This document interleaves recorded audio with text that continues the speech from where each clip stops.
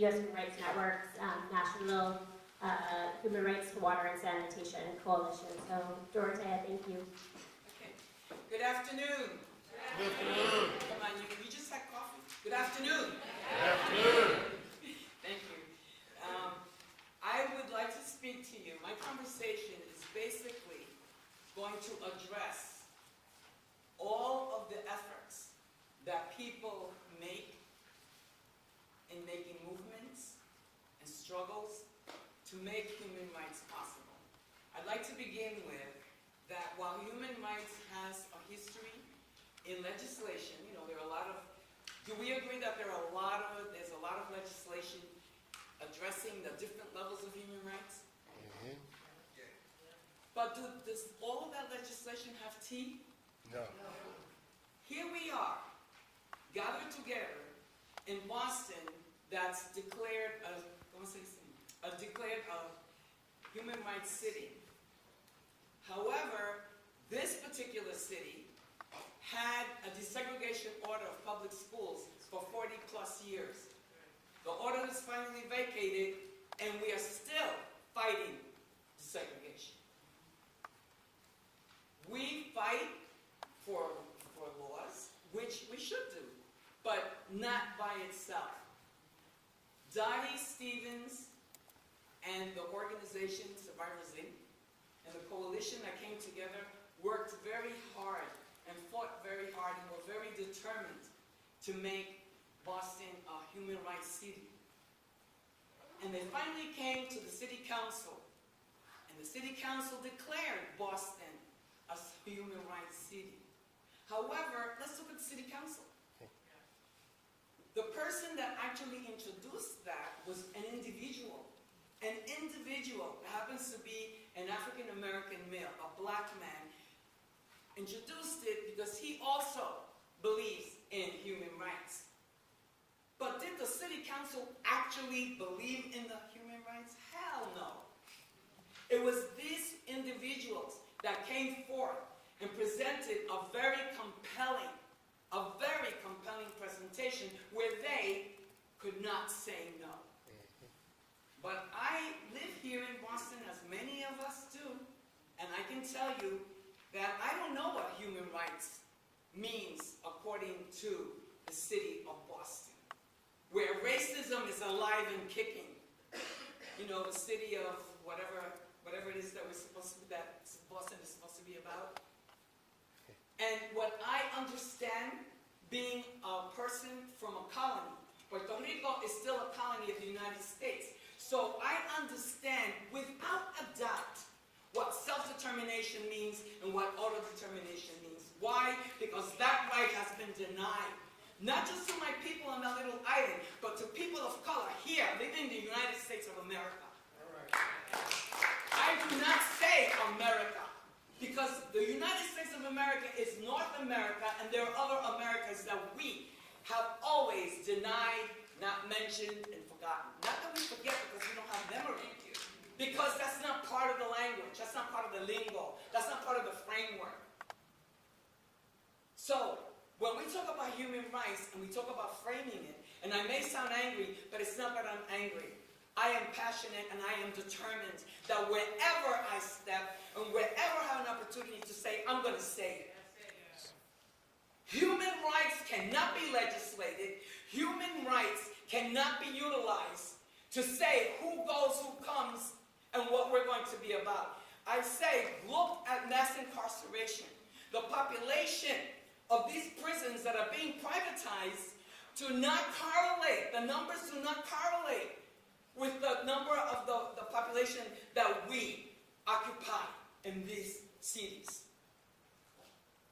This, the system of oppression is famous, and that is their biggest tool, is to constantly legislate violations. Legislate violations. If a person is not born to two people that were married, they're illegal.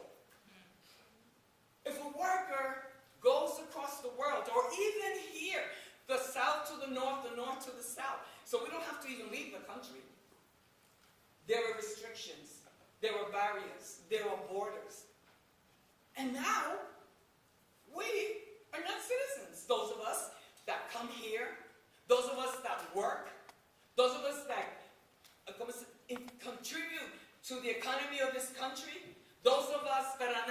able to declare our income taxes because we don't have that little piece of paper that makes me legal. Again, human beings are not legal, and you're not legal if you can't freely, go to whatever part of the country or the world that you want to go to because you're seeking employment or betterment for your family. There's a convention or treaty, whatever you want to call it, about the protection of migrant workers and their families. The United States has not signed on to it, and do we expect them to? There was a treaty. I worked on a child poverty and nutrition program in the 80s and 90s. It was called Promise to Children. Those of you that are Unitarian Universalists may remember this, because this was a USC program. I traveled around the country and I got a very, very good education about human rights and how I still don't have human rights. Therefore, I know that we are born with human rights. All of us are born with human rights because human rights are inherent in our life. But because we have to deal with oppression, which is about discrimination, every kind of category that you can come up with, those are violations. We look sometimes and get too involved and distracted in these pieces and aspects of liberation, struggle, and movement. And then we're distracted while the initial evildoer gets away with everything. And it creates divisions between us. Human rights are for all of us. Not for this, not for you, not for me, not for... It shouldn't be. It's not about any of us. So I say the framework, we need to keep... I'm sorry, I keep going back to Spanish. We need to keep improving and expanding the framework. We need to remember how this country was founded. We need to remember how some of us were kidnapped and brought here enslaved. We need to remember that the United States of America is not ours. It is the Native Americans. And remember what happened to them, what's been happening. I applaud that victory as Standing Rock. Even though it might be temporary, I applaud it. And again, it was about people coming together, understanding the core, the actual core of what a human right is.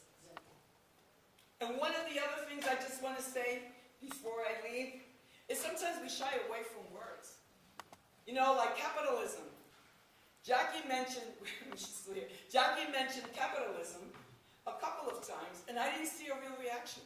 But capitalism is at the core of a lot of the oppression. Because human beings are not seen as humans the way we believe we are.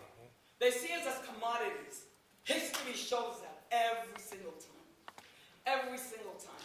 It's always profits before people. It has been like that all my life. And I'm sure it's been like that for everybody. So when we talk about class, let's go beyond the titles and the category. Let's go to the nitty-gritty of what it is that we all want. And we are entitled to them. We are entitled to housing. Quality housing, education, health care, nutrition. We are. It isn't a thing that we have to go fight. A long time ago when I was much younger, I used to fight for equality. Then I realized that I was equal, that I am equal. So what am I fighting for equality? What I need to do, what I decided was the thing to do was to fight. To fight. First I had to educate myself and then share that information and organize and mobilize. Organize and mobilize. That's what we have to do. Because it isn't the law by itself that's going to move. It has no teeth. It has no teeth. You can't draw blood with gums. I know. So we need to put teeth into this legislation. In Boston, we are going to give the human rights city, the status, teeth. Because it's the people. We will organize and mobilize and make that city council, regardless of who they are going to adhere to that demand. Because it's global. It's global. It's not conditional. It's not conditional. It is just not. The rights to protect the children that I mentioned before, interesting. Bill Clinton was president, let's start with Ronald Reagan was president, didn't ratify it. Bill Clinton didn't ratify it. George Bush didn't ratify it. And Barack Obama hasn't ratified it either. And we've had petition drives. I also work with the Boston May 1st Coalition, and that was one of our big projects, was to have a petition drive and deliver millions of signatures, because it was nationwide, to the White House. At that time it was George Bush. And other than, well, I'm sure you're familiar with this, thank you very much. We will look into it. We knew that it wasn't going to move, but it gave us the opportunity and gave other people opportunities to have this conversation. And because one of the big things facing us right now is the violation of international workers, also known as immigrant workers, but international workers are facing one of the scariest times that we've seen. And we thought we saw some really bad ones after 9/11, but it's going to get worse. And what we need to do is not to fall in these how do you say, like, useless diversionary to somebody else's struggles. Let's organize together. Labor unions have a role to play, and they failed us. They allowed all those runaway shops to go across the sea so that they don't have to pay workers, because they exercised their right to unionize, so that they can go to elsewhere and exploit people there. That's a human right. But it's violated. It's violated very legally. People are really we're all facing bad times. But I'm not just talking about Trump, because things get worse before we get it. But I hope that what we're going to do is keep having these conversations and keep remembering, we're the teeth. We are the teeth. What are we? The teeth. I wouldn't be afraid if I heard that. What are we? The teeth. Okay. And so all of these wonderful, the bills and legislations that are coming up, because I know that I participate with the Inter-American, yes. So I go when I can to testify. And what we need to do is just keep remembering that we are human, and that inherent right is here. When you're born, when we're born, anybody's born, that human right is there. And that we need to include that as a driver in the human rights. And I want to quote something that Jackie said about human rights, and not trickle down, they rise.